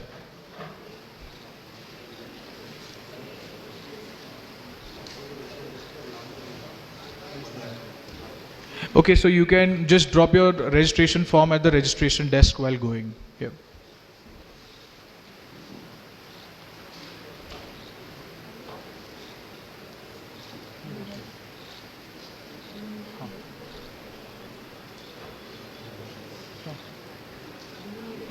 Okay, so we open the podium for question answers. Can we have the mic for the audience, please? Yes. Anybody who would like to ask any question to any of our guests, please? Hello. Good afternoon, all of you. My name is Shehbaz Mania. So my question to you is, 2013 से जब syllabus change हुआ, तो 13 से 15 तक prelim का pattern अलग था और 17-18 में पैटर्न अलग था. तो सर आपका जो अटेम्प्ट है दोनों भी, वो 17 और 18 के हैं. तो आपने पहले इसका अटेम्प्ट ना देते हुए ये दोनों से कोप अप कैसे किया प्रीलिम्स? मतलब सडन चेंज था पैटर्न में, तो और आपने दोनों भी प्रीलिम्स क्लियर किए हैं. तो सर प्रीलिम्स के ऊपर थोड़ा सा एनलाइटन कीजिए. Thank you. 16 और 17 का, सॉरी 17 और 18 का प्रीलिम्स का पेपर पैटर्न अलग था, लेकिन वन थिंग इज दैट कि वो सबके लिए अलग था. जो 4 साल से प्रिपरेशन करी है उनके लिए भी और जो फर्स्ट टाइमर है उनके लिए भी. So you have to make one thing very clear कि जो अनसर्टेनिटी है, that is part of UPSC. It's unpredictable public service commission. तो अगर इफ यू हैव नोटिस्ड 17 का मेंस का पैटर्न भी अलग था compare to 16. So this is just to give you level playing field. UPSC का ये चीज है कि it will always equal the opportunity for everyone. तो सीनियर और फ्रेशर्स के बीच में इक्वल अपॉर्चुनिटी देने के लिए they give this unpredictability. One thing make sure, 17 का पेपर पैटर्न अलग था, 18 का तो कंप्लीटली अलग था, 19 का वी डोंट नो कि कैसा होगा. So your preparation should never get changed. आपका जो ट्रैक है जिसमें आप स्टैटिक की प्रिपरेशन कर रहे हैं और करंट अफेयर्स की प्रिपरेशन कर रहे हैं, जिस हिसाब से कर रहे हैं, follow the same, because everybody is doing the same and whatever the change will be there in UPSC will be equal for all. वहाँ पे आपका जो ऑफिसर वाला एटीट्यूड है, नई चीज़ों को कॉप अप करना और नए चैलेंजेस को फेस करना, जो आप ऑफिस में बैठ के हर रोज हर घंटे करेंगे, वो यूपीएससी में करना है. राइट? तो पेपर पैटर्न चेंज होगी, that will not make that impact जितना आप उसको दिमाग से लेंगे. Because everybody is facing the question paper for the first time, whoever is sitting for the UPSC prelims. तो पेपर पैटर्न नया हो या आउट ऑफ द बॉक्स हो, इट इज फॉर एवरीवन. जैसे फॉर एग्जाम्पल मेंस में question पूछा गया था, decolonisation of Malay Peninsula. People got frustrated कि इतना कॉर्नर क्वेश्चन क्यों पूछा गया. आई वॉज हैप्पी कि कॉर्नर है, किसी को भी नहीं आता होगा, so relatively I am safe. UPSC is all relative, you know. तो अगर प्रीलिम्स का पेपर टफ है, सबके लिए टफ है. अगर कॉर्नर से क्वेश्चन पूछे गए, सबके लिए पूछे गए. So you should never worry about what UPSC will bring on your table. You should only worry about how much you want to eat from that. Right? So unpredictably is part of the exam. Prelims में भी है, mains में भी है, and UPSC interview में तो सबसे ज्यादा है. Why to worry about that which is not in our hand? What is in our hand? Preparation, static portion, current affairs. Give your 100% to that. That's all. Clear? Yeah. Thank you. Thank you. Any more questions? Please raise your hand if you have any.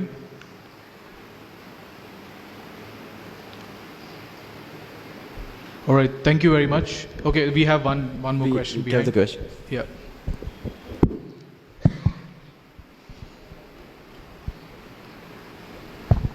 Good afternoon and congratulations Mr. Safin, what you have achieved in your life.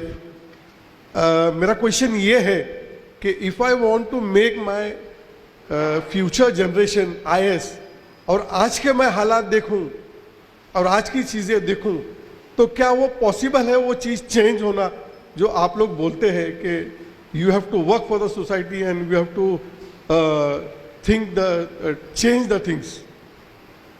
मैं आप तीनों से Can you please focus on this आज के हालात? What do you mean by this आज के हालात? 5 साल पहले ऐसा हुआ कि my son was doing science और किसी ने मेरे को बोला, some was working with IAS institute, they were training the students. तो उन्होंने बोला why don't you make your son IAS officer. तो मैं बोला I don't want to make my son IAS officer. The reason is कि मैं जो चीज़ देख रहा हूँ, कल अगर वो रिश्वत खाए और कल वो चीज़ अगर ऊपर से फोन आता है और वो चीज़ नहीं हो सकी उससे और वो गलत काम करने लगे, तो मैं उसको वो चीज में क्यों डालूं?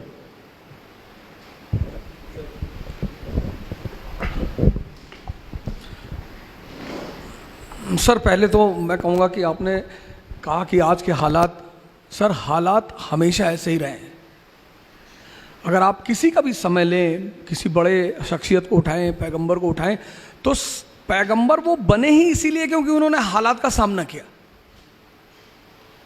अगर हालात अच्छे होते तो पैगंबरों को आने की जरूरत ही क्या थी सर?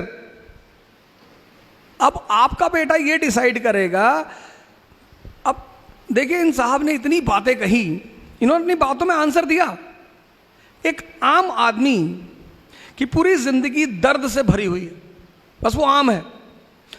एक महान आदमी की पूरी जिंदगी चुनौतियों से भरी हुई है. ये जो आपने शब्द यूज किया ना, हालात, सर हालात से ही तो लड़े राम, मोहम्मद साहब. आप मोहम्मद साहब का टाइम देखिए, आप मोहम्मद साहब का टाइम देखिए सर, पहली चीज. दूसरी चीज सर ये है कि हालात, अब जैसे हम तो, मैं तो हिस्ट्री का टीचर हूं, तो मैं तो हमेशा एग्जाम्पल वहीं से उठाता हूं. 1398 1398 तैमूर हिंदुस्तान आता है, तबाही मचाता है, सब कुछ खत्म कर देता है. 1398 से लेके 1556 सेकेंड बैटल ऑफ पानीपत, आप समझ लो 150 साल हिंदुस्तान की हालत खराब, सब कुछ तहस नहस. और उस परिस्थिति में सर 1556 में एक 15 साल का लड़का गद्दी पे बैठता है, अकबर. सर हालात देखो आप. हम नाहक में उसे ग्रेट नहीं कहते सर, हम ग्रेट सिर्फ इसलिए कहते हैं कि भाई तुमने इस हालात से तुम निपटे कैसे. एक आदमी कह रहा है मेरा पड़ोसी मुझे गाली दे रहा है, सबके देते हैं. दुनिया में कौन सा पड़ोसी जो किसी को गाली ना दे? और अगर ऐसा है कोई तो आप बताइए, मैं तो मिलूंगा उस आदमी से। लोग कहते हैं मेरे रिश्तेदार मेरे पीछे पड़े। रिश्तेदारों का काम ही है, और क्या करें वो, कि मेरे खाला ने हमको डिमोरलाइज कर दिया कि इतना बड़ा सपना देख रहे हो आईएएस बनने का। अरे कुछ पहले कर लो, अपने माँ बाप की स्थिति देखो।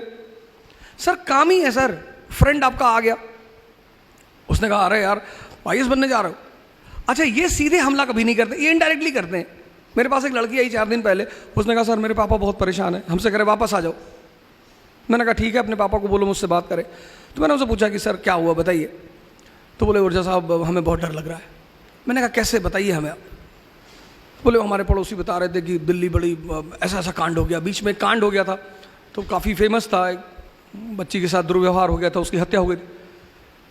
मैंने कहा सर इंदिरा गांधी मार दी गई सर, प्राइम मिनिस्टर उस वक्त थी, आप खुदा बन रहे हो सर, बचा लोगे, ले जाओ सर। हिस्ट्री ने जिसको भी ग्रेट कहा सर, 51 साल की कैरियर में उस आदमी ने तौहीद इलाही, आज मैं तो यूपी का हूँ, इलाहाबाद का नाम बदल गया, प्रयागराज हो गया, लेकिन कभी अगर मेरी मुलाकात हमारे ऑनरेबल सीएम से होगी तो मैं उनसे बोलूँगा सर इलाहाबाद का नाम तो उसने कभी चेंज ही नहीं किया सर, उसने चेंज ही नहीं किया सर। प्रयाग आज भी वहाँ मौजूद है। प्रयाग स्टेशन, आप कभी इलाहाबाद जाएंगे तो आप देखेंगे वहाँ 2 स्टेशन है, एक इलाहाबाद स्टेशन है, एक प्रयाग स्टेशन है। तो प्रयाग तो वहाँ आज भी है sir. Allahabad is a meeting ground. जैसे मैंने आगरा के बारे में आपको बताया, तो इलाहाबाद में 2 नदियाँ आके मिलती हैं, यमुना और गंगा। तो आप पूरी नॉर्दर्न इंडिया उस नदी से कवर कर सकते हो। तो वो बेसिकली एक मिलिट्री बेस है सर। आप कभी इलाहाबाद जाओगे तो आप देखो गंगा के किनारे वो किला बना हुआ है, आर्मी स्टेशन है। उसने सर पहली बार हिंदुस्तान में, दूसरी बार, पहली बार हर्षवर्धन ने कराया, उसने सारे संतों की मीटिंग कराई सर। ये जो आज आप कुंभ देखने जा रहे हो, इसकी शुरुआत हर्षवर्धन ने की। तो सर टैलेंट ही इसी चीज का है। मालिक ने हमें तोहफा दिया, मैंने आपसे कहा मन, तो वो कहता है कि अब ये दे दिया। 1453 मुसलमान दुनिया की ऊंचाई पे, स्पेन, चाइना सी, कैस्पियन, हिंदुस्तान, यहूदी जमीन पे। सर आज आप देखो यहूदी दुनिया में ऊंचाई पे, मुसलमान जमीन पे। क्योंकि एक चीज मिस कर गए वो, कि हमें समय को समझना है सर। यही तो टैलेंट है, यही तो हिस्ट्री मुर्दों को क्यों छेड़ेगी। उमर साहब थे खैलिफ, आप देखो पुराने जितने भी कैलिफों, आप जो आज अमेरिका में डिपार्टमेंट है रॉकफेलर, वो कहां से आया सर? बगदाद से। उस डिपार्टमेंट को किसने बनाया था? कैलिफ अल हारून ने। उस डिपार्टमेंट का नाम था बैतुल हिकमत। दुनिया के सारे विद्वानों को बगदाद बुलाया जाता था। मैंने तो मास्टर ब्लास्टर सचिन का नाम सुना, आज मैंने मास्टर ब्लास्टर सैफिन को देखा सर। आपके सामने इतना बड़ा एग्जाम्पल बैठा हुआ है सर। यही तो आपने अपने बेटे को गलत मना किया सर। सर मैं माफी चाहता हूं, आपको नहीं करना चाहिए था सर, क्योंकि तब आपको समझ में आता वो टैलेंट जो है ना सर, हो सकता है आपके बेटे के सामने लग जाता द ग्रेट। आज हम जिस दौर से गुजर रहे हैं सर, हो सकता है वो बंदा उस चीज, यही तो चुनौती है सर। मैं एक जगह क्लास लेने गया, मैं अब हिस्ट्री मुझे पढ़ाना है सर, तो और मुझे यूनिटी इन डाइवर्सिटी पढ़ाना है। उन्होंने मुझसे कहा ओझा साहब आपने मुगलों की बड़ी तारीफ कर दी। मैंने कहा सर मैं थोड़ी करता हूँ, इतिहास करता है सर। बोले नहीं नहीं आपने कुछ ज़्यादा ही कर दी। अरे मैंने कहा किसकी कर दी सर? मुगल मेडिवल इंडिया हमारा, एक कम्युनल दंगा नहीं हुआ सर। एक क्लास में 100 से ज़्यादा लोग बैठे, मुझे एक दंगा बता दो जब मध्य मेडिवल इंडिया में कोई दंगा हुआ ही नहीं सर। इल्तुतमिश, मौलानाओं का एक डेलीगेशन उससे मिलने के लिए आता है। इम्प्लीमेंट डेथ और इस्लाम इन हिंदुस्तान, उसका गुरु है कुतुबुद्दीन बख्तियार काकी। आप दिल्ली जाओगे तो देखोगे कुतुब मीनार, वो उसी की है, काकी साहब के नाम पे है। सूफी आदमी कुतुबुद्दीन ऐबक मिलने गया काकी से, कहा कि सर ये हमारे जो धार्मिक लीडर हैं ये ऐसा ऐसा कह रहे हैं। उसने पूछा कि ये जो क्राउन रखे हो उस सर पे कितने का? कहा 5 करोड़ का। कहा ठीक। और मौलाना साहब बोले 10 रुपए का। तो एक कांस्टेबल भी कैप पहनता है, एक सब इंस्पेक्टर भी पहनता है, एसपीसीटी भी पहनता है, लेकिन हर कैप की एक वैल्यू है सर। वो वैल्यू उसकी थॉट प्रोसेस को डिफाइन करती है। संत अलग है सर, उनको बीच में मत लाइएगा, वो तो कुछ नहीं पहनते। उसने कहा तो तू 5 करोड़ के हिसाब से सोच, 98% नॉन मुस्लिम, हम 2%, हम इन पे शासन कर रहे हैं। क्यों? क्योंकि ये डिवाइडेड है, ये ब्राह्मण क्षत्रिय वैश्य, ये एक दूसरे को देखना नहीं चाहते। यही हमारी ताकत है। अगर तुमने इनके धर्म पे हाथ रखा, ये 98 एक हो जाएंगे, और अगर ये 98 एक हो गए, मैं तो कन्वर्ट हो जाऊंगा। मैं तो यूनिटी ऑफ गॉड में बिलीव करता हूं। सर दास था वो स्लेव, इल्तुतमिश का जीवन स्लेव से शुरू हुआ सर। उसकी बेटी, 50 बेटे थे सर, 50। ग्वालियर में मार हो गया वो। उसने अपने बेटों को खत लिखा कि आओ मेरी मदद करो। कोई नहीं गया कि मान लो अब्बा वहां मर गए तो यहां दूसरा भाई कब्जा कर लेगा। उसकी बेटी गई सर, रजिया। उसने कमांड ली अपने हाथ में, ग्वालियर के राजा को हराया सर, ग्वालियर पे कब्जा किया। उसने ग्वालियर में अपनी बेटी का राज्याभिषेक कर दिया। 13वीं शताब्दी का मुसलमान। उसने ग्वालियर में, उसने कहा मेरे बाद मेरी बेटी। नहीं सर, ये मास्टर ब्लास्टर हमारा आपसे अभी आपने शायद सुना नहीं इसको कायदे से। इसने कहा आपको दूसरों को नहीं सुनना सर, आप अपने बेटे को सर फिर से भेजिए, हो सकता है वो भारत को दूसरा अकबर मिल जाए। आज तो सर हमें ऐसे ही लोगों की जरूरत है ना सर। मैंने क्लास में कहा, शुरुआत में जब बोल रहा था, मैंने कहा सैफिन से मेरा एक अलग लगाव है। सोच पढ़ने से कुछ नहीं होता। तोतों को भी सिखाते राम राम, पर कोई तोता आज तक अरहत हुआ नहीं हुआ। मालिक की सबसे बड़ी गिफ्ट यही है सर। तो मैं माफी चाहता हूं, लेकिन मैं चाहूंगा कि आप अपने साहबजादे से कहें कि आप जो करना चाहें आप करें। दुनिया कुछ नहीं कर पाएगी सर। मैंने तैफ का एग्जाम्पल दिया था क्लास में। आज दुनिया का दूसरी जो सबसे बड़ी पॉपुलेशन है वो मोहम्मद साहब की फॉलोवर है सर। चुनौतियों से जो लड़े वो हीरो, और चुनौतियों को जो दर्द कहे वो आम आदमी।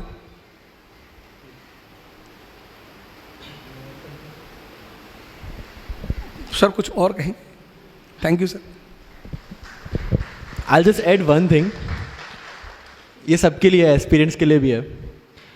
इन एवरी हालात वी हैव ओनली 2 ऑप्शंस। या तो हालात से लड़ना है या हालात से डरना है। You have to choose your own. और सेकेंड थिंग, मुझे ये सेम क्वेश्चन पूछा था सर, थोड़ा पॉलिटिकल हो जाएगा, लेकिन आई वॉन्ट टू से दिस पीपल। किसी ने मुझे मैसेज किया कि किसी एक स्टेट में कोई एक सिटी का नाम बदला जा रहा है, आप उस पर क्या कमेंट देंगे? आई सेड जिस दिन तुम्हें उससे फर्क पड़ना बंद हो जाएगा उस दिन वो भी बंद हो जाएगा। As simple as that. Yes, next question. I understood कि आपका जो रेफरेंस है वो वैल्यू सिस्टम पे है। सी देयर आर सर्टेन ऑफिसर्स जो आज भी उनकी वैल्यू सिस्टम को लेके चल रहे हैं। ओके, तो केसेस तो होंगे, सिस्टम है, उसके लूप होल्स है, उसको लोग यूज भी करेंगे। आपका कोई बाल भी वांका नहीं कर सकता अगर आपने अपने एथिक्स को नहीं छोड़ा है। Article 311 of the Constitution gives the highest level of security to any civil servant working in government of India or state government. लेकिन अगर आपकी किसी जगह पे कोई प्रॉब्लम है जो उनके हाथ में आ गया, then you can be played with. So if you are very much clear about your role, your job, your duty, and you are aware कि आपको कहाँ पे क्या डिसीजन लेना है, nobody can interfere in your life. This is very clear. सो अगर उनके साथ कुछ होता भी है, कहीं वे फ्रेम भी करते हैं, लेकिन सत्य है तो जीतेगा। These are some values which can never be modified और replaced. Yes, thank you. Yes, next. Good afternoon everyone. Sir this is Anup. मेरा सवाल ओझा सर से है। Actually sir presently my age is 28 years and I am working in banking, so it is quite hectic, I mean from 10 to 7. So, sir, do you think that I can prepare for UPSC because I have only 2 attempts left, and also I can't leave the job. So, sir, please guide us. Base कैसा है तुम्हारा? Base car चलाना जानता? No, sir. Bike? Bike, yes. Cycle? Yes. तो अब जब cycle चलाते चलाते कभी कभी मोबाइल चेक कर लेते हो कि नहीं? हाँ या ना बताओ, दो में से जो भी ऑप्शन है तुम्हारा। जैसे साइकिल चला रहे हो, तुम्हारा कॉन्फिडेंस है साइकिल पे, और तुम साइकिल चला रहे हो और फोन आ गया, तुम देखो जैसे जो लोग कार चला रहे हैं। Yes we do sir. हाँ, you do, generally we do it कि when we develop a command on certain things.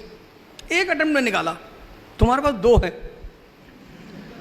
तुमने अभी कहा कि तुम्हारे पास 2 है, अब कैसे? अब देखो कितनी, मतलब वो सारी बातें वो कहा ही, इन्होंने कहा कि एक तो फाउंडेशन, मैंने शुरू में, आपने शायद गौर नहीं किया, मैंने ये कहा कि आईएएस का एग्जाम बहुत इजी है। मैंने आप लोगों से क्वेश्चन पूछा था, मैंने कहा इस क्वेश्चन पे मैं आपको इनाम दूंगा। आप में से अभी तक किसी ने जवाब नहीं दिया कि सिंधिया ने होलकर से ही दुश्मनी क्यों की, और ना आप में से किसी ने पूछा। मैं बताता हूं, और इनाम का क्वेश्चन है सर। हाँ जी बताएं।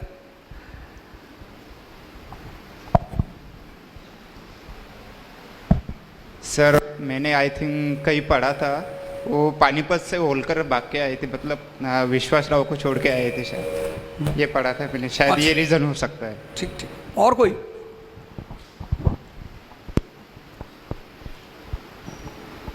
अब देखिए, यही सोचने की बात है।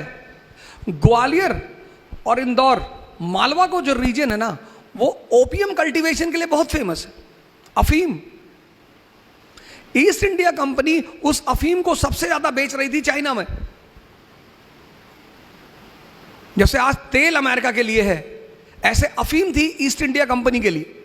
इनके पास इतना सोना नहीं था। और चीनी जो थे, चाइनीज, ये किसी भी अपने गुड्स को सिर्फ सोने में बेचते थे, सोने के अलावा किसी में देते ही नहीं थे। कहते थे सोना लाओ, कुछ और किसी में देना ही नहीं, और इनको अपना सोना बचाना है। तो फिर धीरे धीरे इन्होंने चीन में अफीम का व्यापार शुरू किया। लोग वहाँ के, इसीलिए चीन की हिस्ट्री जब आप पढ़ेंगे उसमें ओपियम वॉर शब्द आएगा आपके पास। और ये मालवा और का जो रीजन है, ये कितनी सारी नदियाँ, बेतवा, केन, ये सारी नदियों का इलाका, फर्टाइल लैंड, हाईलैंड। यहाँ का टेम्परेचर बड़ा प्यारा है, थोड़ा सा हाईलैंड है, तो टेम्परेचर जो है थोड़ा सा नॉर्मल है, ओपियम पैदा होने के लिए बड़ा सूटेबल है। तो अब जिसका भी मालवा पे कब्जा होगा, उसका ओपियम की खेती पे कब्जा होगा, और जिसका भी ओपियम की खेती पे कब्जा होगा, उसके पास पैसा ज्यादा आएगा। मैंने क्या कहा, आपने शायद, मैंने जितनी बातें जो आपसे कही हैं, सर जोड़ो, सर दिमाग का इस्तेमाल करो। ये दिमाग किसी के में लगाने के लिए बिल्कुल नहीं मिला। दुनिया का सबसे बड़ा कुफ्र है, इस्लाम के जो सिद्धांत हैं बेसिकली, वो लगभग सारे धर्मों के सिद्धांत हैं। काफिर, अकबर ने सवाल किया अपने गुरु से, अब्दुल लतीफ से, काफिर कौन?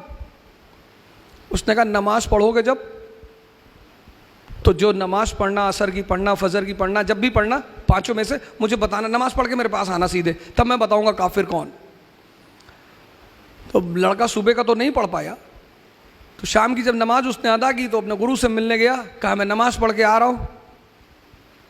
बोले कायदे से पढ़ी? बोले हाँ। तो बोले ईमानदारी से बताना कि जब नमाज सजदा कर रहे थे तो सिर्फ मालिक का ख्याल था? उसने कहा ये ना पूछे, ये ना बता पाऊंगा। बोले नहीं, बताना पड़ेगा, तभी मैं तुमको जवाब दूंगा। तो ना ख्याल तो मेरा मीना बाजार का था कि बहुत सुंदर सुंदर लड़कियां वहां घूम रही होंगी और मैं भी चला जाऊं वहीं। तो अब्दुल लतीफ ने कहा जो अफाक में गुम है वो काफिर है। गुम, जीवन संसार में तो रहना है। अब्दुल लतीफ ने कहा जो अफाक में गुम है, अफाक, आप सजदा करने गए, मेरे दोस्त ने दानिश फिरोज शमसी जुमे की नमाज पढ़ने आते कि 5 मिनट रुको आ रहा हूं। अब मैं कहता जा ही क्यों रहे हो, तुम मालिक के पास जा रहे हो, सजदा करने, जल्दी में क्यों जा रहे हो? हम प्रधानमंत्री से मिलने गए, अब मैं निकलूंगा उसकी ही मर्जी से, क्योंकि वो मालिक है देश। मैं उससे ये थोड़ी कर सकता हूँ मैं जा रहा हूँ भाई साहब, क्या बैठे हो, मारा बैठ, मास्टर कहाँ जा रहा है? जब तुम मालिक से मिलने जा रहे हो, नमाज पढ़ने जा रहे हो, मंदिर जा रहे हो, सर ये देखो 1000 रुपये का फ़ोन लेके चलते हैं, क्योंकि व्हाट्सएप और फेसबुक दुनिया का सबसे बड़ा दुश्मन है।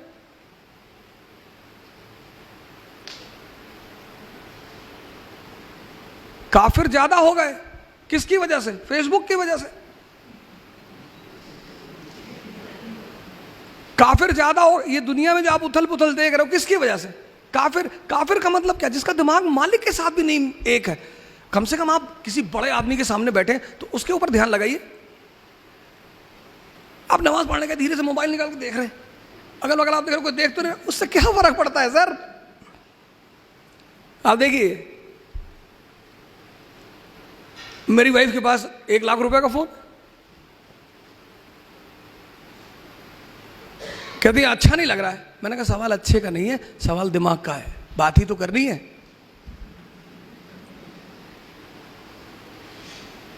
आपके पास 2 अटेम्प्ट है सर जी। एनसी आप पढ़िए बैंक में, कोई बात नहीं। आप हमें हमारा जो एक प्रोग्राम है, टेस्ट सीरीज का प्रोग्राम है, इकरा शुरू करेगी। वो जो टेस्ट सीरीज हम शुरू करने जा रहे हैं, 60 टेस्ट, 60, 1000 क्वेश्चन पर सब्जेक्ट। हिस्ट्री में 1000, पूरी हिस्ट्री आपको क्लास में रिपीट कराएंगे, ऐसे ही क्वेश्चन देकर डिस्कस कराएंगे। और इन्होंने क्या कहा, जब आप एक क्वेश्चन पढ़ते हैं तो उस क्वेश्चन के चारों तरफ भी देख ही लीजिए।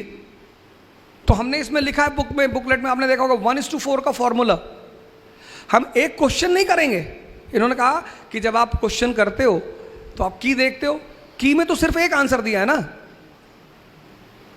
तो आप उसके अगल बगल की चीजों से बच गए। हम यहां वही करेंगे। हम उस एक क्वेश्चन पूछेंगे, उसके अगल बगल जितनी भी चीजें, हमने यहां बुद्ध की प्रतिमा लगाई इसलिए नहीं कि हम बुद्धिस्ट हैं, यहां इतने महान लोगों की फोटो लगी हुई है। एक और रख दी हमने। आपने गौर किया, आपने में से किसी ने नहीं पूछा कि साहब ये बताइए आप तीनों में से बुद्धिस्ट कौन है? हमने जानते क्यों लगाई? क्योंकि ये दुनिया का पहला पैगंबर है जो रैशनलिज्म की बात करता है। ये दुनिया का पहला पैगंबर है, रैशनलिज्म। आदमी है, मुझे अल्लाह है कि नहीं है, क्या करोगे जान के? प्रॉब्लम बताओ, मेरे बच्चे की शादी नहीं हो रही, हाँ ये बोलो ना, चले आए। वो है या नहीं है तो एक अलग सवाल है। इतनी बड़ी कायनात, इनामदार साहब इतना बड़ा इंस्टीट्यूट चला रहे, उनको हटा दो, ये चलेगा? तो ये तो सवाल ही नहीं कि हम उस पर चर्चा करें। इनामदार साहब हैं, मालिक है यहाँ के, राजा हैं यहाँ के, चला रहे ना, मैनेजमेंट कर रहे हैं ना, कितना बड़ा काम कर रहे हैं। आप कह रहे हैं, आप बताओ इनामदार साहब दुनिया है कि नहीं है? भाई इतनी बड़ी चीज कैसे चलेगी? कोई तो चलाएगा, उस पर तो सवाल ही नहीं। लेकिन पहले आप ये देखो, क्यों ढूंढ रहे हो? सर हम चाहते हैं मेरा लड़का डॉक्टर हो जाए, तो उसको क्यों ढूंढ रहे हो? नहीं, वो आशीर्वाद सबको देता है। दुनिया, आप एक अपराधी से नफरत करते हो, वो नहीं करता, वो सबको हमेशा देता रहता है। लेकिन कौन ले रहा है, ये तो फर्क, ये सबसे बड़ी चीज, ले कौन रहा है? उमर साहब, कैलिफ उमर कैलिफ, बगदाद के कैलिफ। अभी सर ने हमारे कहा आज के हालात, गांव का प्रधान पिजारो से चल रहा है, बोलेरो से चल रहा है, फॉर्च्यूनर से चल रहा है। कैलिफ उमर, बगदाद के कैलिफ। ईद बनाने का पैसा नहीं, अपने खजांची से कहते हैं कि यार कुछ पैसे दे दो, बच्चों के लिए कपड़े ले लूं, अगले महीने की तनख्वाह में वापस कर दूंगा। खजांची और तेज था, उसने कहा लिख के गारंटी दे दो कि अगले महीने जिंदा रहोगे। जब वैसे राजा थे तो लोग खुश थे। और इस देश में हालात बनाए किसने? हमने। डेमोक्रेसी है, we the people of India solemnly resolve. अगर आपको अभी पता चल जाए कि मेरे ऊपर हत्या के 20 केस चल रहे, आप सब उठ के चले आओगे, इस आदमी से कुछ सुनना ही नहीं। आप जब मेरे सामने से उठ के जा रहे हो कि हत्यारा है, हम इससे कुछ नहीं सुनेंगे। सर ऐसे आदमी को संसद में क्यों बिठाते हो?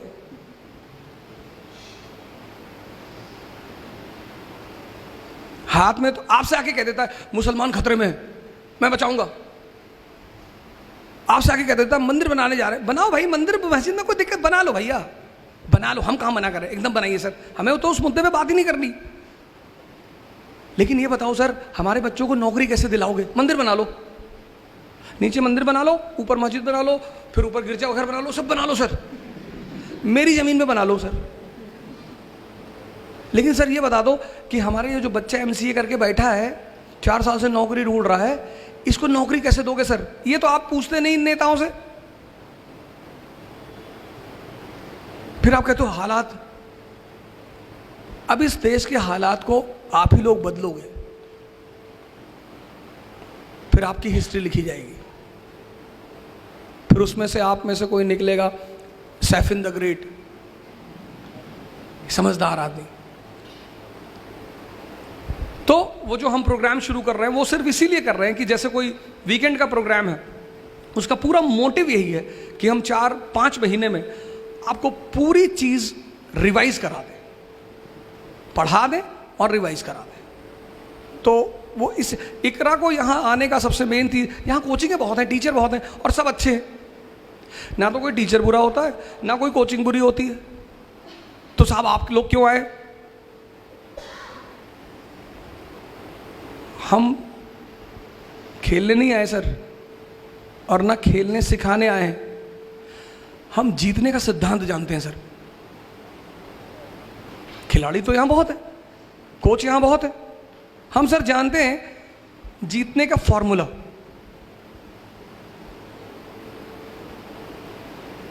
वो आपसे शेयर करने आए। इन्होंने कहा ना कंसोलिडेशन, आपने ध्यान नहीं दिया होगा उस शब्द पे। 1765 ईस्ट इंडिया कंपनी, जनाब ने पीछे से क्वेश्चन किया था,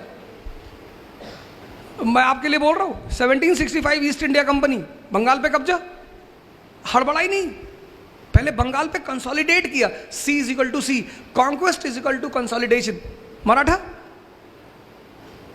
खाए जा रहे 2 किलो चिकन खा गए, 3 किलो मटन खा गए, खाए जा रहे, भाई हजम भी तो कर ले। फिर बोले डिसेंट्री हो गई, होनी थी। अंग्रेजों ने खाया, हजम किया, जिम गए, एक्सरसाइज किया, 100 साल में पूरे देश पे कब्जा कर लिया। इसलिए मैंने आपसे शुरू ही किया यहां से बोलने के लिए। पहली चीज मैंने आपसे कहा कहानियां हैं, समझना है। दूसरी चीज मैंने आपसे कहा दिशा, डायरेक्शन, सारा खेल डायरेक्शन। तीसरी बात मैंने आपसे कहा लड़ना है, मजा लो लड़ाई का, रो नहीं सकते, रो नहीं सकते, आप रो नहीं सकते। जिसको भी लड़ाई का मजा आ गया, मेरे मामा जी ने मुझसे कहा, अरे बड़े बड़े सपने देख रहे हो, कुछ नहीं करोगे, एक दुकान खोल लो गांव में, खाओगे नहीं तो भूखों मरोगे।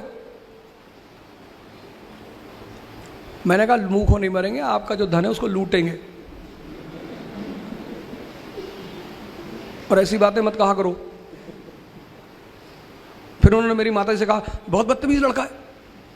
सर बदतमीजी आप कर रहे हैं, एक तो आप अपने आप को मेरा अपना कहते हैं, माँ प्लस माँ, जिसमें 2 माँ लगा हुआ है, जो डबल माँ लिए हुए वो अपने बच्चे को डिमोरलाइज कर सकता है। आप ये कहो कि बेटा और मेहनत करो, उठो, आगे बढ़ो, ऐसे नहीं होगा। आप करो कुछ नहीं करवाओगे, दुकान खोल लो। तो जब आपने शुरुआत की तो मैंने आपको जवाब दिया, मैं माफी चाहता हूं उसके लिए।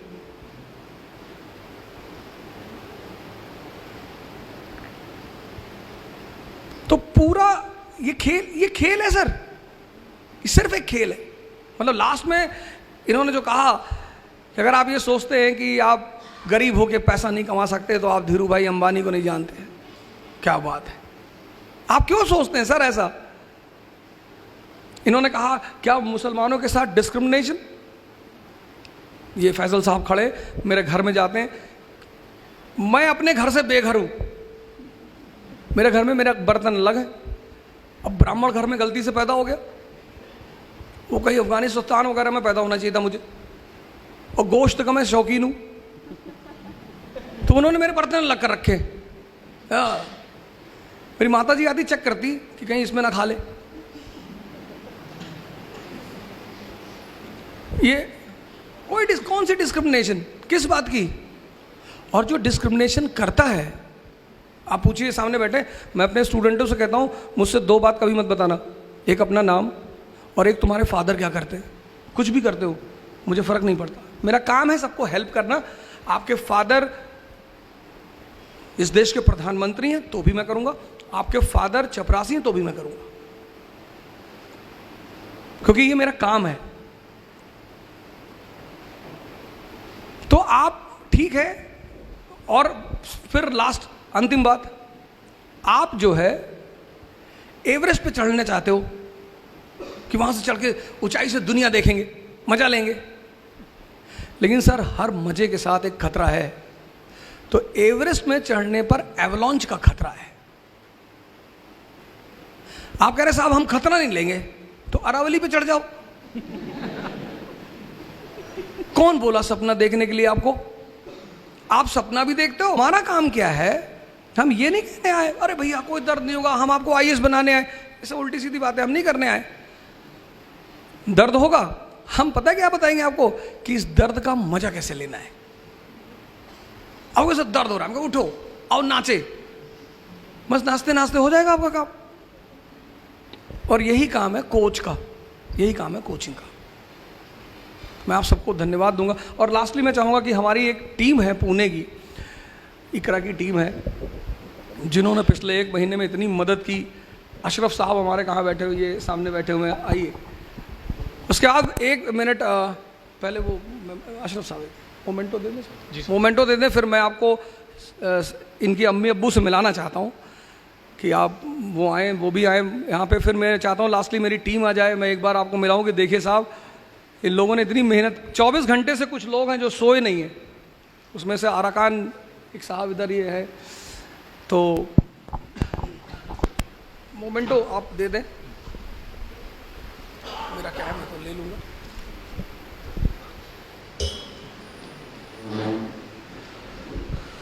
तो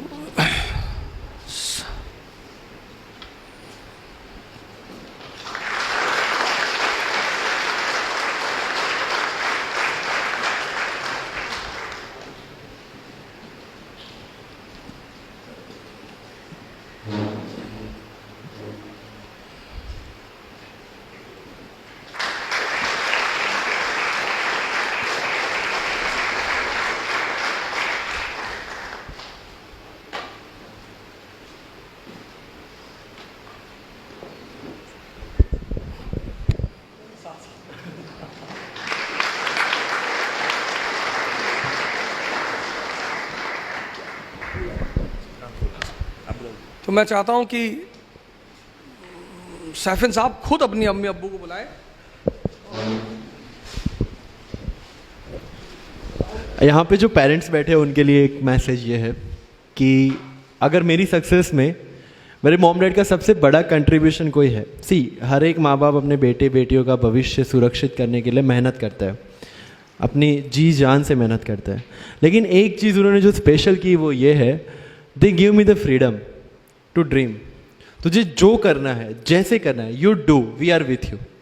और ये सेंस ऑफ फ्रीडम आप में सेंस ऑफ रिस्पॉन्सिबिलिटी लेके आता है, और वही चीज़ इन्होंने की। अगर उन्होंने कभी मुझे ये नहीं बोला कि तुझे डॉक्टर बनना है, इंजीनियर बनना है, या ये बनना है वो बनना है। जब मैंने उनको बोला कि मुझे ऑफिसर बनना है, yes you go and do it. जब NIT में होने के बावजूद मैंने प्लेसमेंट नहीं लिया, मैं प्लेसमेंट में बैठा ही नहीं एक भी बार, जब रिस्क लिया 1 साल UPSC प्रिपरेशन का, जब घर के हालात ऐसे थे, जब ज़्यादा मजदूरी करनी पड़ती, फिर भी दे नेवर सेड कि okay just go and study, go and get some job जिससे फाइनेंशियल हेल्प हो जाए। No, they said okay you want to do UPSC, just go and do UPSC। And that is where probably I got that freedom, and that's why I could pursue my dreams so freely. So I would like to welcome Mummy, Papa, please come on the stage.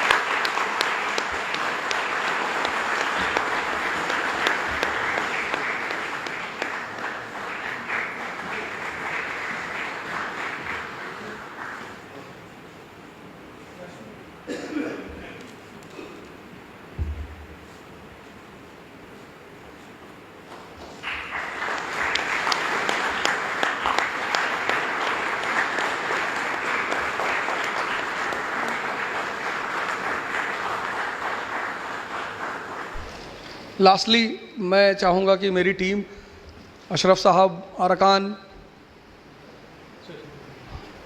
और बाकी लोग, उबैद साहब और 2-3 लोगों का तो मैं नाम नहीं जानता, लेकिन मैं चाहता हूँ आप सब लोग आ जाए। रियाज भाई हमारे, वो तो मतलब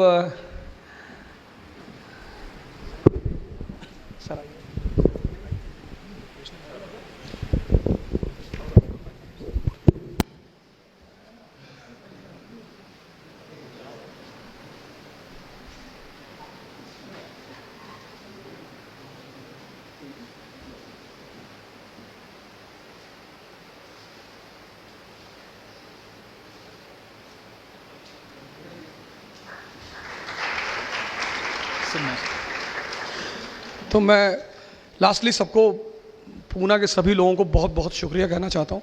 आपने बड़ा सहयोग किया और आप आए बैठे इतनी देर, तो thanks a lot. So guys, we end this session with a national anthem. So I request all of you to please stand. Thank you. Jana Gana मन अधिनायक जय हे, भारत भाग्य विधाता। पंजाब सिंधु गुजरात मराठा, द्राविड़ उत्कल बंगा। विंध्य हिमाचल यमुना गंगा, उच्छल जलधि तरंगा।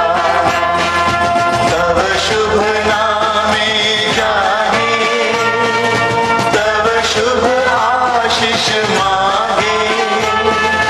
गाहे तव जय गाथा, जन गण मंगल दायक जय हे, भारत भाग्य विधाता। जय हे, जय हे, जय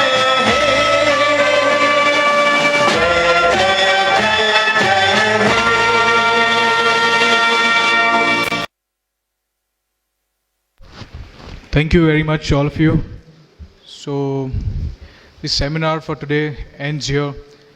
And please, I request all of you to please go for refreshments outside and also submit the registration form at the registration desk. Thank you. My name is Upendra Davle. Thank you.